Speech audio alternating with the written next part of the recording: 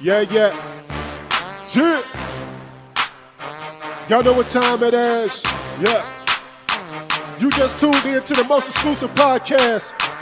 Mogul moves only. Hey.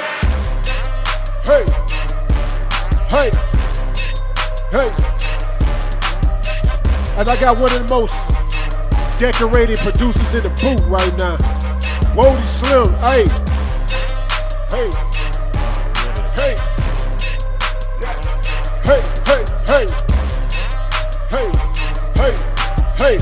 Whodie, Slimm on the beat, make it pump, man. Yeah. Mogul moves only. Yeah.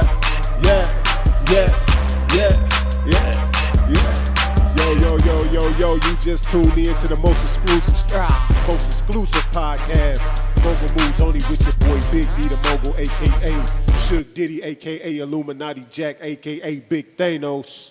And I got my guy in the building, my brother in the building, Mr. On the Beat in the building. First person I ever heard who had On the Beat in his name. Not everybody got On the Beat in their name. Titanic South, but this South don't sink. You know what I'm saying? This ship don't sink.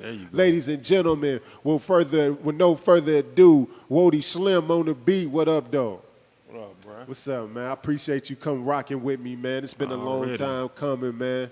We got a lot of time together, man, and a lot of experience in this music together, man. You know what I'm saying? I remember being 14, 15, and we all in this trying to make this music stuff happen between you and Hound. You and Hound was the reason why I started trying to make beats. Yeah. You know what I'm saying? Y'all cats was in there getting busy, getting to it. You know what I'm saying, man? How you been, bro? How's life going for you? It's been okay. It's been okay, man? Yeah, it's been okay, man. You know, just doing me, working, trying to make it, man. Okay, no doubt, bro. So what are you doing these days, man? I know you still heavy on the beats. You know what I'm saying? How is that going for you? The beat thing it's going well in certain places. Like I got some guys in Baton Rouge doing their thing. Okay. Got an album, my boy Chaser down there in Baton Rouge that gonna have an album that I'm pretty much producing. And got a guy named Keekdo out of Mississippi that I'm producing this album for also. And then, you know, I got Dre G. And I got some other artists locally, but not no albums, but, you know. So it's been kind of moving, gradually moving. As a producer, man, like what is one of your biggest pet peeves dealing with artists as a producer? Having your material already wrote. Oh, so you talking about from an engineering standpoint. So what people don't know, man, he don't just make beats, but you also an audio engineer. Yes. So you don't like them guys that come in and just want to punch. Yeah, I don't really like that. Now, as far as on somebody else's beat, you know, as long as it's my beat, you're not finna come in and punch all through the whole track. Nothing. Nah, you can go home, write up on it a little bit, come back, holler back at me. Okay. So here it is. I'm an upcoming artist, right? And I'm getting into the whole music business. How do I get a Whodie Slimm beat? Where do I find Whodie Slimm beat? Where can I go listen to Whodie Slimm production? Well, you can go I have a site that's on airbit.com, airbit.com/profile/Whodie Slimm, and that's WHODIE SLIMM. Okay. So you always had, to me, like a very unique sound, like a signature sound, right? Like, you know, like a Timberland beat come on and just a certain way that the drums lay out and how the cadence of the drums, you can automatically tell out there. That sound like a Timberland beat. Yeah. Same way with the Pharrell beat. It got a certain sound. And I always say, like, I can always tell when I hear a Whodie Slimm beat because you have like a signature sound, your arrangement, or how you use your horns. Yeah. You definitely got that Louisiana bounce, man. Take us through a process of you creating the beat. Like, how do you identify? Do you start with your drums first? Do you start with the melodies first? Give us a little bit how you work that. It depends on what type of beat I'm making. You know, I love. Okay, well, just stop there. How you determine what type of beat you're making? Do you come in today? Okay, my bad. Yeah, it's like depending on what kind of beat I'm making, but majority of the time I like making anthems and club beats. Okay. And I might start off with some brass or some trumpets. That's that signature. As the first couple instruments. Then from there, I may have to add in a clap just to know what kind of clap I'm gonna use. Okay. And after I put that clap in and add the little hi-hats to it, then that's what lets me know what else needs to be put in. I might add a synth, might not.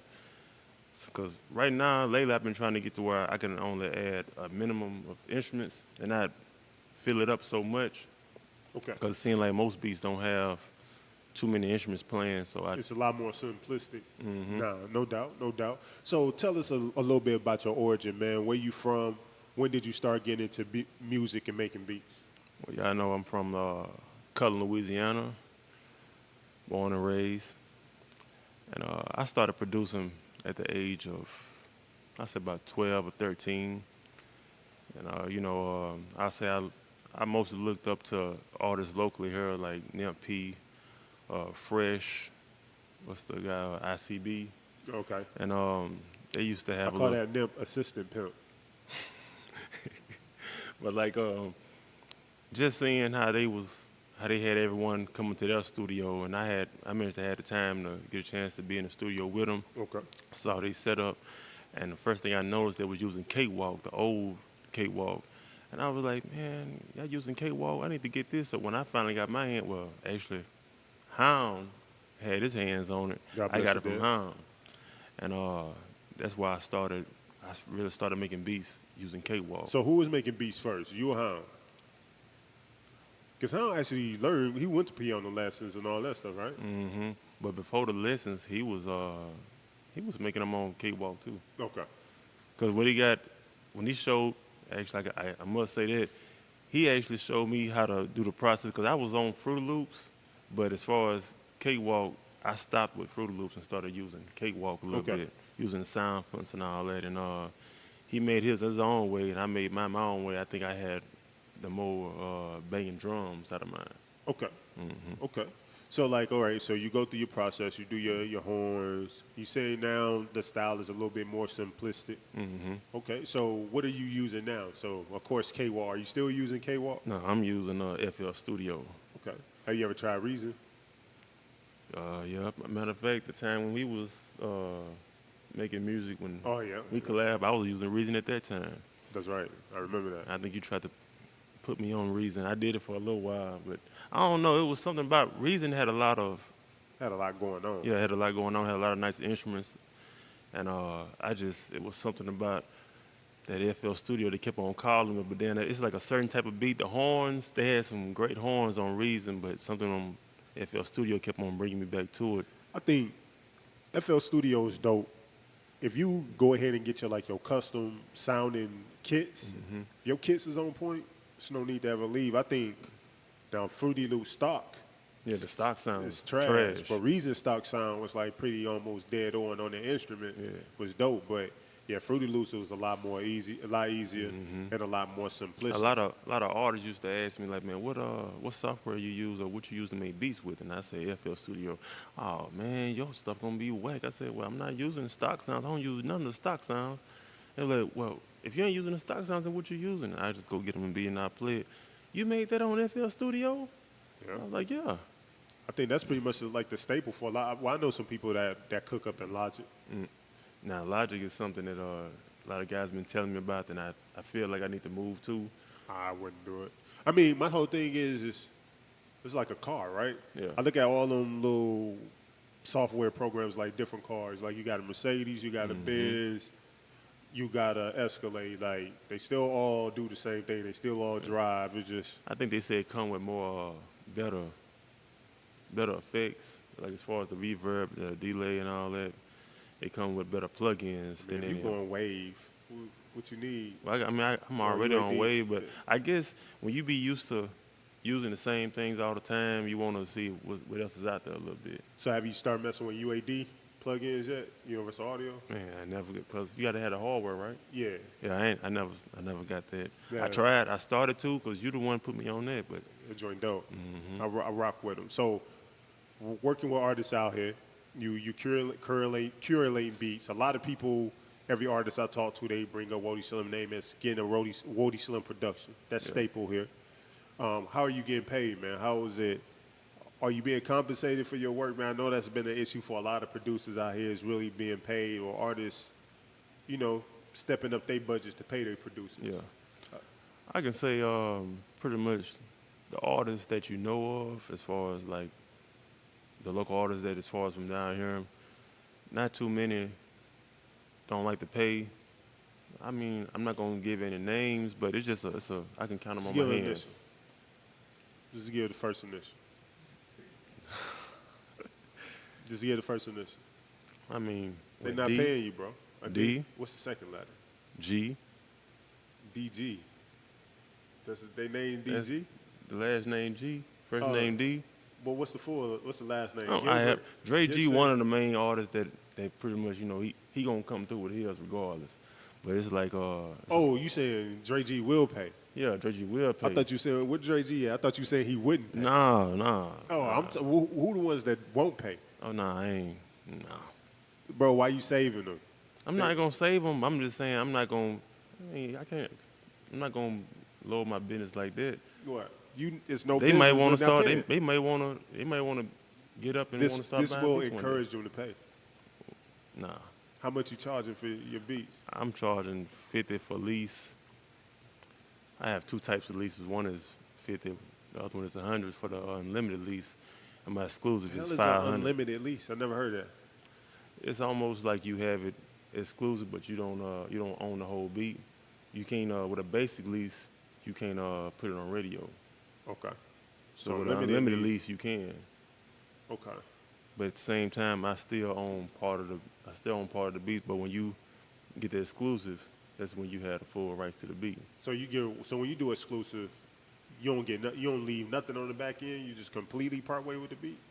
I completely part way with it, but I still have on the contract. You still got to have my tag in the beginning of it, and depends on how me and that person, how we talk on it. Is if sometimes it depends on if they gonna have it on the album, whether I'm gonna get points or whether or not they just gonna pay it, you know, right then and there.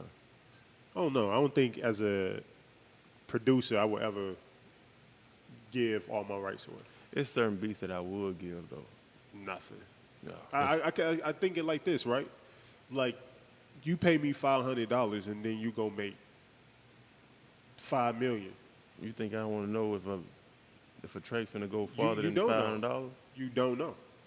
You have no idea knowing. Because, you know, a lot of times you see the story all the time. Like an artist will release a track that he thinks slap, and they don't do nothing in the streets, or they don't do as much as they think in the street. And then it's a track they be like, bro, this joint trash. I don't like this track, and that joint go. Yeah, I seen that a lot, yeah. Me as a producer, by all means do your business how you do your business, but I'm just going to do a standard split sheet, like forget it. If I'm a producer and you come to me for a beat, okay, exclusive right meaning that exclusively this beat only goes to you and nobody else. Yeah. This is what the split sheet going to be. We're going to split it 50-50. Yeah, that's a standard I split will sheet. say I got like 3 artists that's how we do it. But like as far as on some beats, like if somebody come to me like I want to get the exclusive rights to this beat, I may go back and listen to some of the music that they make, and if that's what they want to do, and I feel like that beat, if I feel like the beat may need to be in somebody else's hands and I might not need to give it to them exclusively, then I'll chat with them on that as far as getting exclusive, trying to see what they're trying to do with it. But other than that, it don't just be like walk in the park like, okay, you can come get this exclusive rights for this beat and voila, you gone. Okay. So I guess when I think of exclusive just mean only for you. Yeah. When I think of lease, meaning you can use this beat, he can use this beat, she pays, she can use this beat. Mm-hmm. That's what I think of as a lease. Yeah. Like, it's not exclusive to you. So I'm letting everybody else use this beat, and whoever feel like they make the best song and they want to come and buy exclusive rights, then everything else is deaded out. This person have all rights to pursue a professional career with the beats. But I'm not going to cut myself out of the royalties. I'm not going to let you pay me $500. Yeah, it don't. No, I'm just saying, or even if you sold it for 5 bands or 10 bands, I'm not going to cut myself out and give you the exclusive rights, and then on the back end I get nothing, and this joint go double, triple platinum. Because pretty much what you did for yourself is you didn't get yourself an exclusive contract, you made yourself a work for hire contract. And what a work for hire contract is saying is whatever you get paid, that is it. You get nothing on the back end. Your service is a half the service. time, yeah, it don't. That's why I say it's certain beats that only go like that. And when I say certain beats, it's not like I really don't care for that beat. They can keep it. They can have all the rights for that beat. But you shouldn't do that because you don't care about it. That might be the one that pop. That may be one that get picked up and scored in a movie. It's more than just you're thinking of just artists popping, but it can become something that's Emmy nominated. I you know what I'm saying? understand what you're saying, yeah. So I wouldn't no. It's just exclusive for me mean exclusive, only you got this beat and it won't get leased out to nobody else. Now, let me play devil's advocate. If I'm an artist manager, then I come to you and it's like, hey, I want a Whodie Slimm beat. You be like, oh, hey, I want 800 up front. Yeah. Okay. Well, what you're saying is you don't believe in the talent of this is how I'm wording it, but you don't believe in the talent of my artist that we can make this song pop, so you want your money up front. Yeah. Okay, cool. If we're going to pay you this $800, here go this work for hire contract. You got your money up front. You get nothing on the back. Yeah. And then how you sign that? Because we took our chance by paying $800. We don't know if this song gonna pop or not. You got your money because you don't know if the song pop or not. You may not ever hear from the song again. Mm-hmm. But if this if this song blow, and it go for 100 million copies sold, I won't get nothing. You won't get nothing. And it's like, shoot, that's an 800 well spent. But then you sitting here like, because if I do work for hire, that means I ain't gotta give you credit. If I wanted to turn and sell the beat to somebody else, I could. But speaking from your end, as a producer, I would protect every interest I have, regardless if I feel like the beat is trash or not. Yeah, I may change that up, but like I say, it's like a lot of beats, especially if I don't a lot of beats that's old and I only have stereo track form of, then them pretty much the ones I just let go like that because I have no way of getting the beat back. I may still have it as far as in the emails. I may have it on my hard drive, but as far as if I don't have a track out of it no more, but you know it's my beat, it still has my tag in it, then that's why I let some of them go like that. But then again, like you said, I might not need to do that because somebody make it get it in the movie or something, and that's right. You can go further than that. Change the term exclusive meaning only for you. That's when you think of exclusive, it should be meaning like this is only for you. It's not being leased to anybody else. Mm-hmm. And I wouldn't give none of them rights away because you just never know. Yeah, you never know. And produce, I mean, you look at, especially us being in a visual world, every video that you see out there has some type of music playing behind it. You can be watching CNN and that somebody's getting paid royalties off of that for a little sound. Mm-hmm. You know what I'm saying? It's like you watch Operation Repo and them shows on the scene got a little music playing in the background. That was somebody trash beat that is getting some spin. I notice all that. Mm-hmm. So that's what I'm saying. Like, you can't ever, I would say never, get them joints up, man. Make all the money, put yourself in a position to make all your money that's due to you. Yeah. You know what I'm saying? But then, too, I think another way producers out here should do, and I say all the time, is find you artists that you really roll with. Because if you find an artist that's really serious and y'all curate each sound, his vocals fit on your beats, vice versa, when that artist pop, everybody gonna come for you. I mean, look at Helliver and T Grizzly. Yeah. You know what I'm saying? Helliver probably had a decent name in the city, but once T Grizzly first day out, pop. You seen a lot of people now start to pick up Helliver beats. Yeah, a lot of people. And that's what happened. So I would say, bro, get on to that. So, I mean, 2018, what's in the plan for Whodie Slimm? What you got going on? What's the goal? My goal is to get my productions or get tracks from other artists with my production into movies. Yeah, okay. So what are you looking to as far as movies tapping into that? Because that's a big market. That's a market. I got a couple guys that I know that they be in a couple big movies, and he was like, it's different types of productions. You know, he said you have nice club beats, you got nice anthems. That anything will work. He said just the right move at the right time. It's true. Depending on what they need. He said if you got a guy that has a nice track on one of your anthem type beats, they can go in a nice movie that may have a lot of action to it.